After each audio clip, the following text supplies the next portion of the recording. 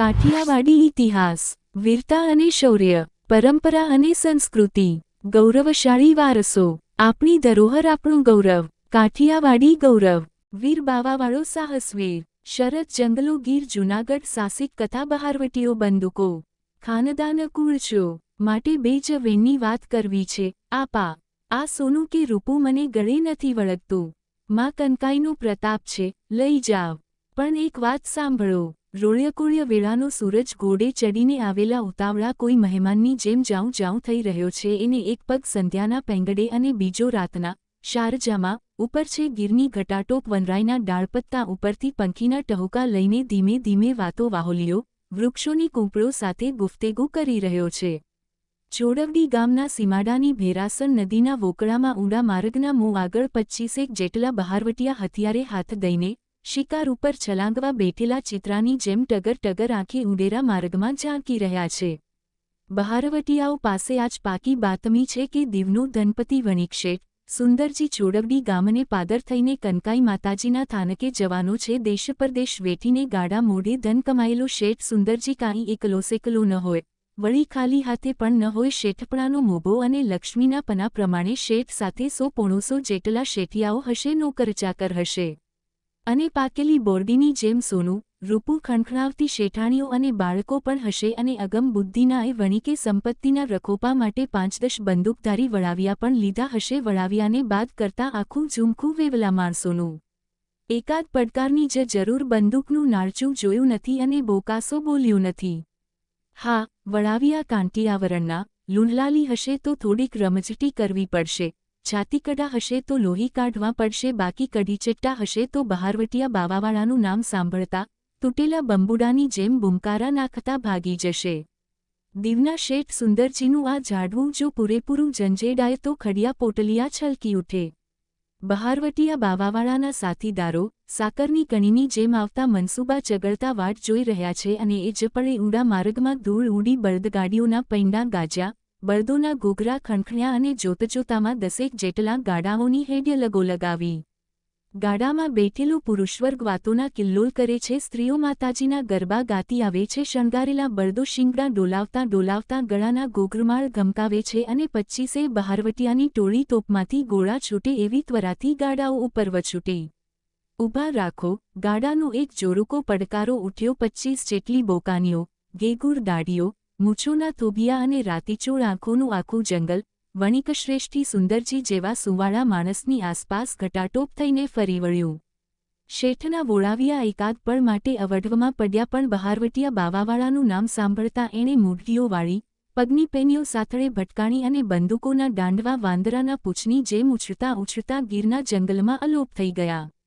શેઠ સુંદરજીએ શ્વાસ મૂક્યો. હવે તો આઈ કનકાઈ ઉગારે તો ઉગરાય. બહારવટીયો બાવાવાળો હનુમાનના પૂંછની જેમ જૂનાગઢના આખા નવાબી રાજને સળગાવી બેઠો છે, થાય તે ખરું. અટાટની આવી પડેલા આફતથી શેઠ સુંદરજી એકાદ પળ આકળવિકળ થયા, પરંતુ વળતી પડે એના મનબુદ્ધિ સાવધ થયા. માથા પર પાઘડી મૂકી, મોજડીઓ પહેરી અને હસતા હસતા બહારવટિયા સામે થઈને ઊભા રહ્યા. રામ રામ આપા. વાણિયા બાવાવાળાના સાથીદારો ખાટા થયા. અમારે ને તારે કઈ જૂનવટ છે? વાણિયાવેડા મૂકીને સોનું રૂપું માંડ્યા ઠાલવવા. સોનું અને રૂપું તમારું જ છે બાપ. શેઠ શાંતિથી બોલ્યા. દીવનું આ સુંદરજી શેઠ ચિંથરા નહીં ફાડે. મને આઈ કનકાઈએ ઘણું દીધું છે, પણ પછી શું? બહારવટિયાએ આંખો ખેંચી. પણ બણ કરીને તારે વાર્તા માંડવી છે? ઘોડાનો વેશ લાવવો છે? શું ધારી છે તે?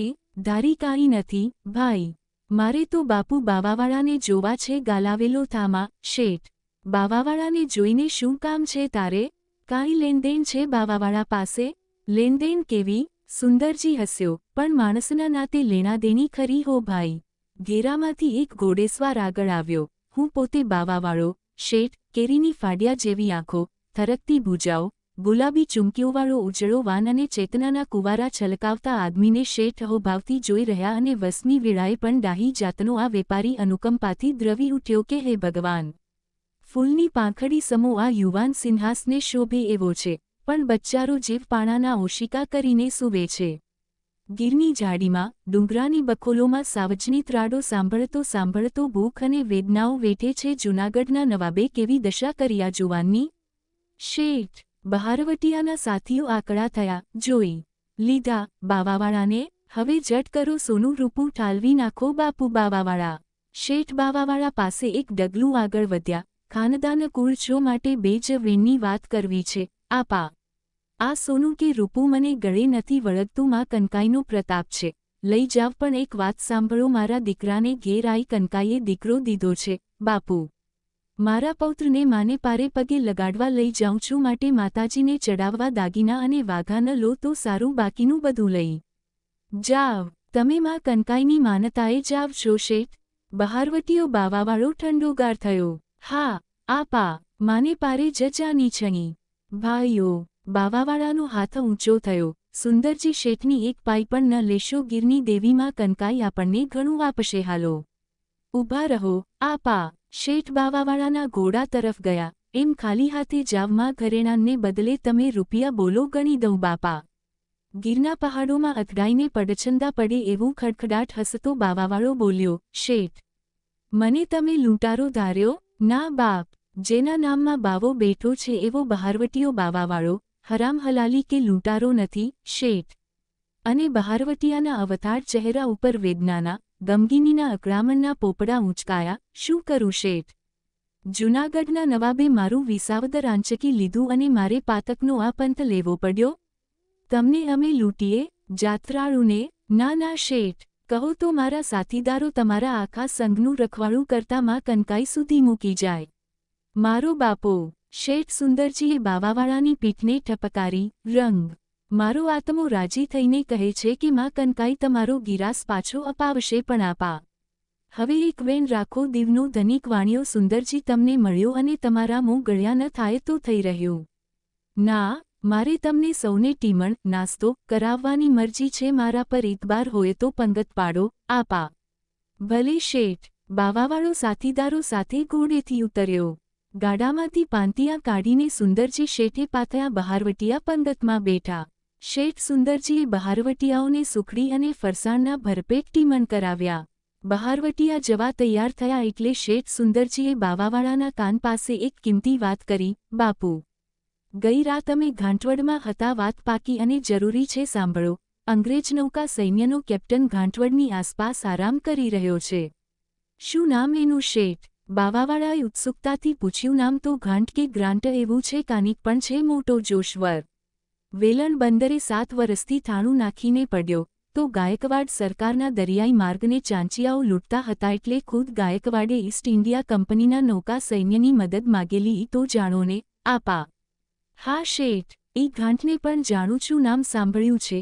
તો આ ઘાંટ સાહેબે 7 વરસ નાકાબંધી કરીને દરિયાના ચાંચિયાને ઝેર કરી નાખ્યા છે. જોરાવર જીલ્યો તમને.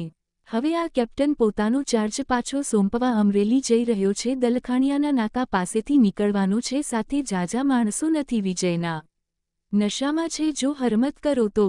સમજી ગયો શેઠ, કહીને બાવાવાળાએ ઘોડીની લગામ સતાણ કરી. લ્યો રામ રામ શેઠ. અને 25 ખૂંખાર સાથીઓને મારતે ઘોડે દલખાણિયાના નાકા તરફ લઈને બાવાવાળાએ એક ઘાને 2 કટકા જેવો નિર્ણયો કંડારી લીધો કે ગોરી સરકાર સાથે બાથ ભીડ્યા વગર જૂનાગઢનો નવાબ પાંસર્યો નહીં થાય. આજ તો લોહીના છેલ્લા ટીપા સુધી લડી લેવું છે. કટકે કટકે મરવું. એના કરતાં આજ તો. અને બહારવટીયાના 25 ઘોડાના ડાબલાથી આખી ગીર પડઘાઈ ઉઠી. ઈસ્ટ ઇન્ડિયા કંપનીની નૌસેનાનો કેપ્ટન જ્યોર્જ ગ્રાન્ટ વેલણ બંદરે 7 વર્ષના ચાંચિયા સાથેના સંઘર્ષનો સઘળો થાક આ એક જ દિવસમાં ઉતારી નાખવો હોય. તદ્દન નિશ્વેષ્ટપણે પોતાના ઘોડા પર બેસવાને બદલે સૂતો હોય એમ મુસાફરી કરી રહ્યો હતો. પોતાની ઇંગ્લિશ રાઇફલ પણ એણે પોતાના ખાસદારને સોંપી હતી.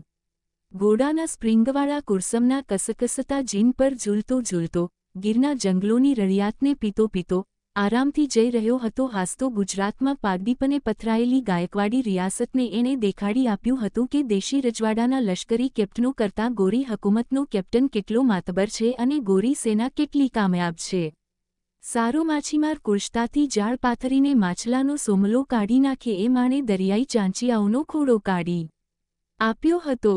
કંપની સરકારની આબરૂ માથે વધારાનું એક ચોગું ચડાવીને મૂળ જગ્યાએ હાજર થવા ઉપડેલો જ્યોર્જ ગ્રાન્ટ હવેની પળોમાં સાવેસાવ નિર્ભય હતો. પશ્ચિમના આખા અરબ સાગરને વશ કરનાર યોદ્ધા સમા આ અમલદારનું નામ લેનાર કોણ છે?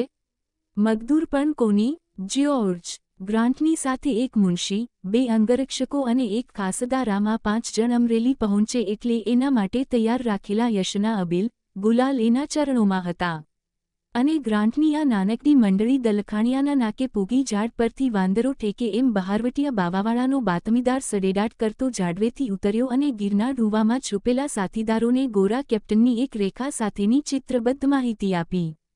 કેપ્ટનના ઘોડા નજર વેગે આવ્યા. એ જ પળે વેલાપાંદાને વિંધતી છનનન કરતી બહારવટિયાની ગોળી બંદૂકમાંથી વછૂટી અને કેપ્ટનનો રાઇફલધારી ખાસદાર આંબેથી કેરી પડે એમ વિંધાઈને નીચે પડ્યો. વિલાયતી બંદૂક હવે બહારવટિયા પાસે જતી રહી. થોડી બટાજટી વધારે બોલી. ગ્રાન્ટના અંગરક્ષકો ઘવાઈને ઢળી પડ્યા. માત્ર થોડી જ પળોમાં ગ્રાન્ટના વ્યૂહને ટકોર મારે એવી ચપળતાથી બહારવટિયાએ ગ્રાન્ટને ઘેરી લીધો. બાવાવાળાના સાથીદાર ભોજા માંગણીએ ગ્રાન્ટનો પગ પેંગડામાંથી કાઢીને મૂળાની જેમ એને ઘોડાની જેમ ઉપરથી ખેંચી લીધો. હાથ ઊંચા કરી વાળો. ઘાંટ સા બ. બહારવટીયો વિકરાળ હસ્યો. ભણ્યું. ઘાંટ સા બ. તમે હવે અમારા કબજામાં છો. બહારવટીયો બાવાવાળો પડછંદ અવાજે બોલ્યો. દરિયાના ચાંચિયાને માર્યા હશે, બાકી બહારવટિયા નથી ભેટ્યા. તમને હાથ ઊંચા કરો અને શરણો થઈ જાવ. લાચાર, અવશ કેપ્ટન ગ્રાન્ટ હાથ ઊંચા કરીને બહારવટિયાને સ્વાધીન થયો. આમ કરવાનું કાંઈ પ્રયોજન? વેલણમાં 7 વર્ષ ગાળીને ભાંગ્યું તૂટ્યું ગુજરાતી શીખેલો જ્યોર્જ ગ્રાન્ટ પૂછતો હતો. મારો એવો ખ્યાલ હતો કે બહારવટિયા ખાનદાન હોય છે. બહારવટિયા તો ખાનદાન જ છે સા બ. પણ હવે તમારે ખાનદાન થવાનું છે. ખાનદાન છો માટે તો તને કઢી ખાવા જીવવા દીધો. સાબ્ય. કઢી? કોને સી ચીજ? બાવાવાલા. તને દેખાડશું સા બ. ખાઈ ખાઈને અમે અધમુઆ થયા. હવેથી તું ય ખાજે રોટલા ને લીલા મરચાં પાણાના ઓશિકા. મતલબ? ગોરો ગામઠી ભાષામાં કશું સમજતો નહોતો. મતલબ શું બીજો? ચડી જા અમારા ઘોડા પર. હવે અમારી સાથે તારી પણ સોરંગી ખંડાશે. સા બ. પણ હવે પણ બંધ કરીશમાં. કાંઈ ડાયો થઈને આવી જા, નીકર મારા સાથીદારો વધારી નાખશે. ચાલો. અને ગ્રાન્ટ ડાહ્યો ડમરો થઈને ઘોડા પર બેસી ગયો. ગ્રાન્ટને પાઘડીના આંટાથી ઘોડાના શારજામાં સાથે બાંધ્યો અને જેના નામની દુનિયામાં હાક વાગતી એ બ્રિટિશ એક ટોચના લશ્કરી ઉપરીને લશ્કરીની જેમ દોરીને બહારવટિયા ગીરના જંગલમાં ઉતરી ગયા. જેતલવડના દડે